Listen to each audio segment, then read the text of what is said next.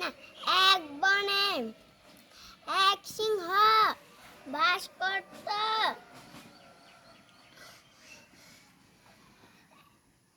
একদিন সিংহ ঘুমিয়েছিল। সিংহের গভীর ঘুম। তার পাশে একটি ইঁদুর খেলা করছিল। খেলা করতে করতে ইঁদুর সিংহর নাকের ভিতরে ঢুকে গেল। সিংহ রেগে গেল,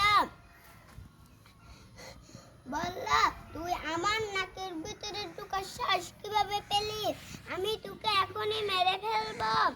তারপর ইঁদুরটি কাঁপতে কাঁপতে বলল, আমি তো ছোট, আমাকে মারবেন না। সিংহ এই বলে ইঁদুরটিকে ছেড়ে দিল। তারপর অনেক দিন হলো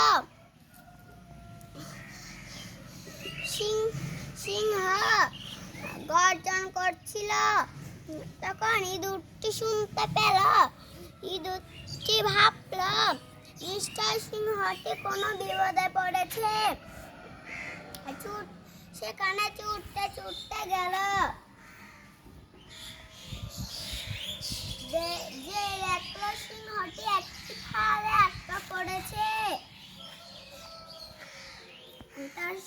ইঁদুরটি সিংহকে বলল, মহারাজ, আপনি ভয় পাবেন না, আমি আপনাকে বাঁচাবো।